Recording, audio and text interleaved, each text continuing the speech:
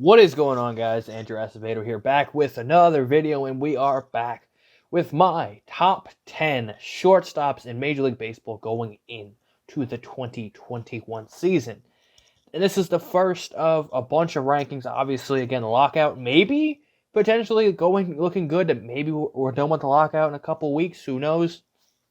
The PA and the Players Association and the owners met today. They're going to meet again tomorrow. I'm filming this on the 24th of January. So, some good luck potentially getting closer to the ending of this lockout. Still, I think we're a few weeks away. So, before that, I'm going to break down my top 10 at each position. Usually, everyone starts with catchers and goes from catchers to first base. I thought, you know what? Let's start off with the best position or one of the best positions in the game at shortstop. And I think I'm going to do all the infield spots, and then just combine outfield, do like the top 20 outfielders in the game. Just breaking down the left fielders really, individually wise. I could do that, but I think it's more fun just doing the top 20 outfielders in baseball. So we're going to start off with shortstop. Let's get this out the way before. This is my opinion. If you have a differing opinion, that's what opinion is. You can leave it in the comment section, whatever you can rip it apart. Guess what? It's my opinion. So if you got a problem with that, I don't really care. So go comment, go yell on Twitter. That's what anybody does when they don't agree. So again, this is my opinion. Again, there's gonna be it's not gonna be like, oh, it's just everybody's ranked via their WRC plus or whatever, like some nerds on the internet that just do it based off WRC plus or whatever. This is just, hey, I take it all in consideration. If they could have a bounce back season, if they had a bad year, maybe they have a bad year, a great year, I think they're gonna regress. It's just my opinion. So don't get too butthurt. If you want to do it, get in the comment section. I really don't care. So let's break it down. Let's start off at the number 10 shortstop, in my opinion.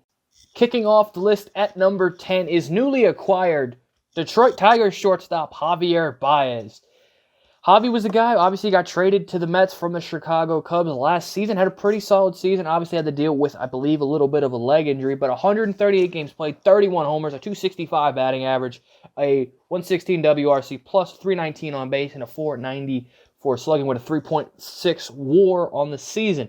Javi, you know what you're going to get with Javi Baez. You're going to get electric base running, power, solid defense. Obviously, you're going to have the throwing errors, but that's every shortstop has a bunch of throwing errors. If you look at his Savant page, he's in the 82nd percentile in OAA. Again, great base running, sprint speed in the 86th percentile, his barrel percentage in the 85th percentile. Obviously, 98th percentile in max exit velo. He's one of those guys who's going to swing hard, make contact. He's not going to make a lot of contact, but when he does, it usually goes hard. It usually hit hard and goes a long way. I wasn't always the biggest Javier Baez fan.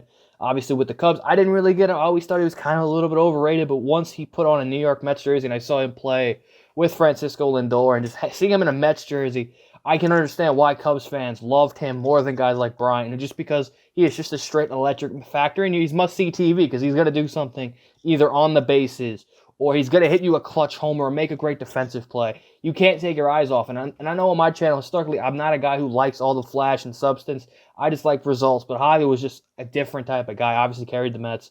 Was the only guy in the second half who ever hit for the Mets. So it was just fun to see Javi. Obviously, I'm sad, but he also got a big deal with the Detroit Tigers, signing that big deal. 6 years, $140 million. So again, Mets didn't want to match it. Who knows? That could bite him in the butt this year, but who knows? But Javi Baez kicking off our list at number 10. Moving on to number 9, Minnesota Twins second baseman / shortstop. I'm gonna call him a shortstop. That's what Fangraphs has him listed as a shortstop, so I'll go with that. Minnesota Twins Jorge Polanco. In 152 games this last season, 33 homers, a 269 average, 323 on base, 503 slugging, 122 WRC plus, and a WAR of 3.9. Jorge Polanco, if you look at his Savant page, pretty solid offensive barrel percentage in the 65th percentile, ex-Woba in the 71st percentile. Again, big switch hitting. Obviously struggled a little bit in 2020, struggled a little bit after a really good 2019, 295 average, 485 slug, 22 homers, 79 RBIs. Obviously, last year in 2020 struggled a little bit, and then he was back to being Jorge Polanco. Kind of more of one of those underrated guys nobody really talks about. Obviously plays for a bad team in the Minnesota Twins, but is a guy overall solid.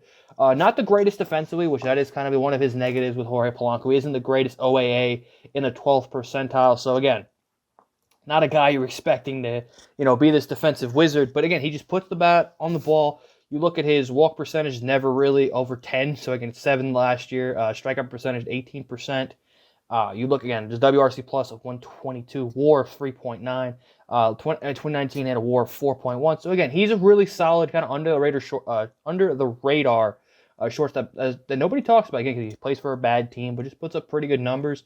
I would be interested in see if the Twins maybe move him. Maybe there's some value and there's definitely some great value in a switch hitting shortstop who can hit righties and lefties pretty well.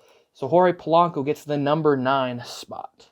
Number 8 is a prospect, a guy who was a top prospect that I loved watching coming out of the Toronto Blue Jays system, and I love that he had a great year in 2021, and that is Toronto Blue Jays shortstop Bo Bichette. I could already see a lot of analytics people hate him. I love Bo. Again, another one of those guys who's just fun to watch. Look at last year's stats. Played 159 games, almost a whole 162, 29 homers, a 298 average, a 343 on base, 484 slug, a WRC plus of 122, WAR of 4.9.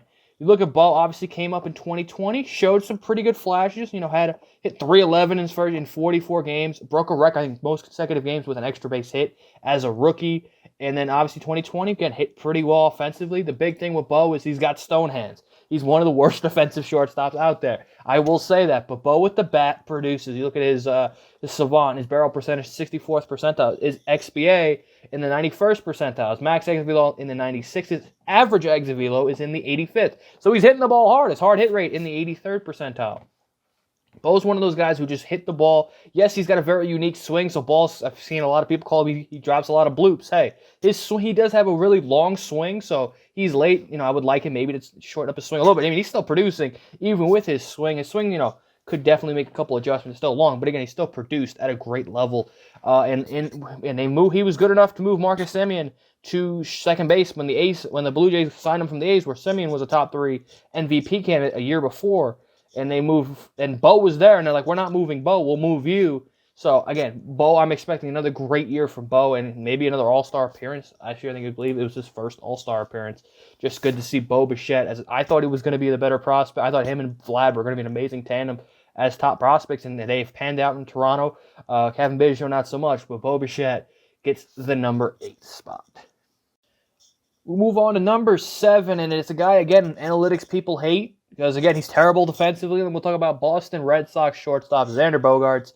Xander's a guy, again, complete stow hands just like Bo Bichette. Maybe a worse defender, worse OAA than Bo on the second percentile. But we go to his stat offensively last year, 144 games, 23 homers, a 295 average, 370 on base, 493 slug, and a WRC plus of 130, a WAR of 5.2. So the deal with Xander, again, he's an offensive first shortstop. That's what he was drafted as, and guess what? He's produced in the big leagues. Obviously, I guess average, it's been a decent season in Xander's case. Again, 295 average. You look at his big year, it was in 2019, 33 homers, 117 RBIs, 309 average, a 555 slug. He's definitely, his slugging percentage has gone down the last 3 years. You don't love to see that. But again, he's just one of those guys who offensive first.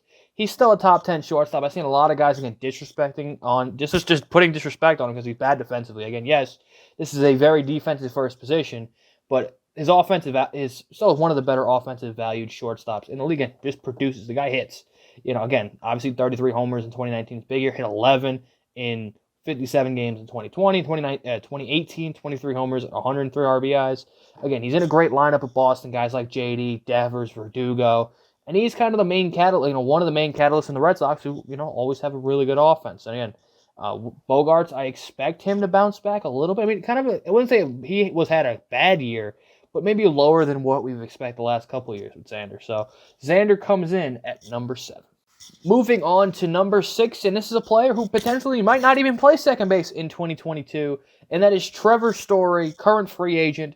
Obviously had a very bad year for a very bad Colorado Rockies team in 142 games, 24 homers, a 251 average, 329 on base, 471 slug, a 100 WRC plus, and a WAR of 3.5. Again, his best years were 2018, 2019, 35 homers, 85 RBIs, 23 steals, 554 slug. 2018, 37 homers, 27 steals, 108 RBIs, 291 average, 567 slug. The biggest thing, obviously, which is some concern because it is a realistic concern, is his home and away stats for his career. You look at for his career, home and away. Home, he's hitting 303.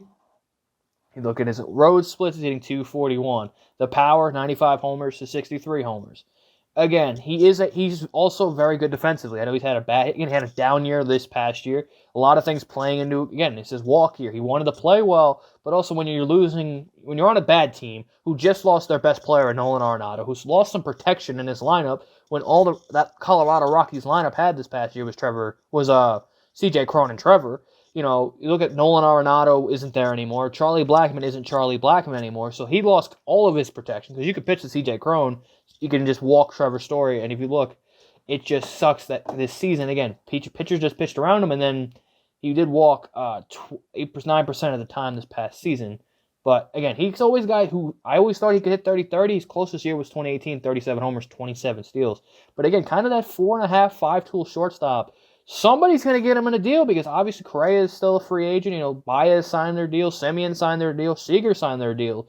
So potentially a team could get Trevor Story on a great deal. Maybe he's this year's version of Marcus Semien, or maybe he plays a second base, or maybe he plays a third base, and someone gets him a deal. But I still think he's a top 10 shortstop. I still think a fringe top 5. He just comes out short at number 6. Number 5, and this, call me whatever, biased, whatever, it's Francisco Lindor, even after a terrible season. This past season, again, 125 games, was also injured after he was starting to get hot. 125 games, 20 homers, 230 average, 322 on base, 412 slug, WRC plus of 103, a 2.7 WAR, and it just wasn't a great year for Francisco. Obviously, it was a terrible year. It's one of his worst years of his career, if you look. I guess you can call it maybe even his rookie season, but he hit I guess 26. Again, this was historically his last worst year, and obviously you look at his 2020 as well with the Indians, but 2020 doesn't count. Was a bad year for Lindor. Maybe some signs that he did hit better in the second half, like in September and October. It did move up. Obviously, hit almost 260, hit 9 homers, 25 RBIs. 4 doubles. So he did play a lot better going down the stretch, but obviously this is the last year of his ARB years. His big boy contract kicks in on opening day, and obviously you hope eventually this is a Beltran situation where it's just like, hey, he sucks his first year, and then he's back to being his normal 30 homers again since 2019, 30 homers. What is it called? Let's see, where is it? 30 homers, 30 doubles. 2019, 40 doubles, 32 homers. 40 doubles, 38 homers. 44 doubles, 33 homers. So if he can hit 30 homers, hit about 36 doubles, gets back to the average of around 270. Playing, he's one of the best defensive shortstops in the league, so he does bring you an exact value at, again, one of the more defensive first positions. He's up there. You look at his OAA, 100th percentile. The last seems like, he's 99th in 2019. Or 2020, 2019 100th, 2018 99. So again, he's one of the best defensive shortstops in the league. Which you get that value if the bat can perk up. Steamer on Fangraphs projects 30 homers, 252 average, a WAR of 4.5 of 116 WRC plus. You get Lindor back to doing that. I think Mets fans will be happy, and that's a productive player. Driving in 80 runs, hit another 30 double season. I think if he's back to that again, 2018, 19. 18 Cleveland version of him, I think Mets fans won't complain. But again, down year, still hope. Again, I still am not turning on Lindor. I still think he has immense value just defensively. Lindor is still a top 5 shortstop. Moving on to number 4, another one of these guys who got signed this offseason to a 10-year, $325 million deal. That is newly acquired Texas Rangers shortstop Corey Seager. The same problem with Corey Seager. He never can stay healthy. And this past year with the Dodgers, 95 games, 16 homers, 306 average, 394 on base, 521 slugging, WRC plus of 147, WAR of 3.7. Seager's one of the best offensive shortstops. The problem is he doesn't play. Obviously, played 52 games in 2020, which is good to see. Played 134 in 2019. 18, only 26. I think had the Tommy John surgery when the Dodgers went out and got Manny Machado. But again, when he's healthy, he plays a full year. He's an average of about 20-plus homers. 19. He did hit 15 homers in 2020, which is pretty impressive. Hit 307 as well. 585 slugging. 150 WRC plus. But, he's going to hover around that 120. Obviously, this great year in his contract here, 147. But, around maybe a 120 WRC plus, 2019, 112, 106, 127. So, again, he's one of the, he's a very offensive for shortstops. Like another one of these guys who's not good defensively. Look at his savant. OAA, again, in the 6th percentile. XBA in the 95th percentile. So, again, Corey's one of these, again, sweet left-handed swing. But, again, big contract. You look at his steamer projections this year. 25 homers, 290 average, 138 WRC plus, 505 slugging, WAR at 4.8. So, again, Seager's a great player when he's on the field. But when he's not on the field, again, that's going to be a big contract to the Rangers. AAV at $32 million. I thought, he's the second best shortstop on the market this past season. Or this current offseason. Rangers paid for it. They gave him a Lindor contract. We'll see if a person later in the stream gets it. But Corey Seager, number 4. Number 3, and here we go. This is what's going to get everybody in an uproar. It is San Diego Padres shortstop Fernando Tatis. Kill me in the comment. Oh, in my opinion, I think there's 2 better shortstops than Fernando Tatis. I'm not saying he's an amazing ball player. I just think there's 2 guys better than him. Obviously, this guy puts up video game type numbers in 130 games this past season, 42 homers, 282 average, a 611 slugging, 364 on base, a 156 WRC plus, a WAR 6.1. You look at 2020, obviously short year, 17 homers, 277 average, 45 homers, 11 steals. And his rookie of the year, or should have, 2019 is rookie year. I'm sorry, not rookie of the year. In 84 games, 22 homers, 53 RBIs. 317 slug, 590 slug, a 379 on base at a WAR of 3.7. And the problem with Fernando Tatis is he cannot stay healthy. Obviously, again, 2019, if he stays healthy, he runs away with the National League Rookie of the Year. But he gets hurt, doesn't get that. 2020 was pretty healthy. Played almost but 1 game. And then this past season had a couple of nagging injuries, and also supposedly his shoulder could be a ticking time bomb just waiting to happen. So, again, Fernando's amazing. Don't get me wrong. I'm not, one of these guys. Fernando Tatis is amazing to watch. He's a great player. He's one of the best players in the game. But in my opinion, I think there's 2 guys better than him overall at the position of shortstop. And again, that's just my opinion. Again, he's great, defensively. He's, up or down. You look at his rookie year, it was bad in the 1st percentile. Then you look at last year, or 2020, he's in the 98th. And then, he kind of averages out in the 70s. So, again, his whiff percentage does strike, whiffs a lot. This past year was in the 3rd percentile, Javi Baez-esque. And then same with his rookie year, 2020, he brought it up. So again, it's just he's a great player. He runs the base. He's a 4.5 tool shortstop. He can always improve. But again, that shoulder injury could be something to think about. And that could be, I thought some people in San Diego thought he was going to have Tommy John. So the shoulder is a thing to be concerned with Fernando, because it seems to be a ticking time bomb that, hey, just get the surgery because it's going to happen. But, again, Fernando's great. He's number 3. Still a top 3 shortstop. I just think there's 2 guys better than Fernando Tatis Jr. Number 2, another one, the top free agent left on the market. Free agent Carlos Correa, formerly of the Houston Astros. And I can already see in the comments, well, Correa gets hurt as much as Tatis, which is true. But I trust Carlos Correa, and he's way better defensively than Fernando Tatis. Last year, 148 games played, 26 homers, 279 average, 366 on base, 485 slug, 134 WRC plus, a 5.8 WAR. Correa is just one of those guys. Regular season, he doesn't make his money. He makes his money in the postseason. One of the best postseason performers we've seen, at least in this past 10 years. He's been one of the best. When the Astros need a hit, when Carlos Correa is up, he's getting that hit. He's embraced the villain of the cheating scandal, and all this guy does is hit in the postseason. You can be a great regular season player, but if you're an elite player in the postseason, that brings way more value than just being pretty good. If you can be great in the regular season, but you make your money in the postseason. And he has performed tremendous. Again, his biggest years, never really hit 30 homers. His most homers he's hit is 26 this past year. Never hit 100 RBIs. But again, he has one of the best arms at shortstop. Could potentially move to third base. Obviously, he's 6'5", 6'4", bigger guy with an absolute cannon. You look at his OAA, 98th percentile this year, 2020, 93rd. So brought down. Then it moved up. And obviously, 2018 he was hurt. 19 he was hurt. So again, he's just one of the best defensive shortstops in the game.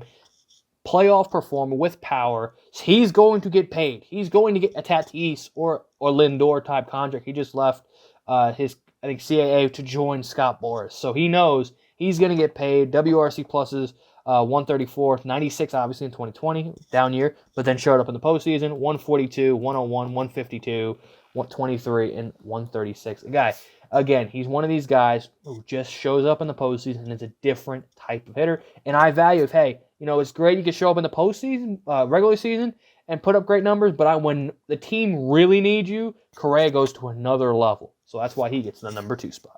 And number 1, if you watch any of my channel, if you've watched any of my content, you knew who number 1 was going to be.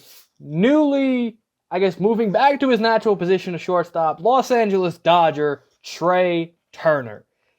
Trea this past season went out of his damn mind playing with the Nationals and the Dodgers. 148 games, 28 homers, 328 batting average, won the batting title, 375 on base, 536 slugging, a 142 WRC plus, and a 6.9 WAR. Nice. I could already see, Tatis puts up better numbers for his career, and Correa did that. Trea Turner was a different type of player. Trea Turner was a leadoff hitter with the Nationals.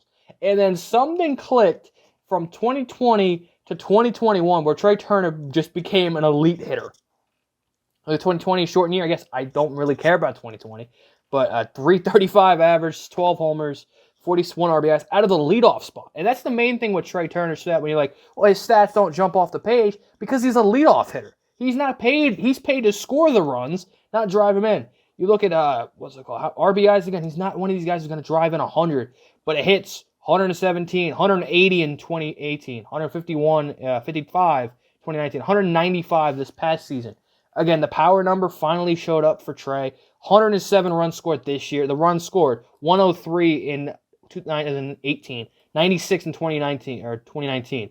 So this guy, all he does, he's going to, and obviously is stealing bases. He's going to average 33 or more stolen bases a year. 2016, 33. 2017, 46. 2018, 43. 2019, 35. In the shortened season, 12. And this past season, 32. Trea Turner, yes, not the greatest defensively. And again, this is my opinion. So guess what? If you got a problem with it, it's my opinion. So I really don't care. Trea's the guy. Trea is that guy for me, and I'm scared because he's going to be in the Dodgers lineup. Didn't play tremendous in the postseason, obviously. But Trea in that lineup, going to be replacing, is a current free agent next season. Wouldn't mind. Hey, Mets, you could use a second. Bias, but Mets could use a second baseman next year. Trea could potentially fill that void if they don't go out and spend money. But in my opinion, the best shortstop in Major League Baseball is Trea Turner. Leave it in the comments section down below. Who do you think is the best shortstop? How wrong am I? Because I don't have Tatis. You don't follow the casual fans who all want Tatis in the number 1 spot, or Correa, or, who knows. Call all in the comment section down below. I know this is going to be a fun just reading of the comments. So thank you guys for watching. Be sure to drop a like. Subscribe to me. Subscribe to the new Mets Weekly channel. Follow the Mets Weekly Twitter. That is all linked down in the description below. Follow me on Twitter and follow me on Instagram. Those are all linked down below. So thank you guys for watching. Be sure to drop a like. And I will see you guys in the next video. Next position, third base. Peace.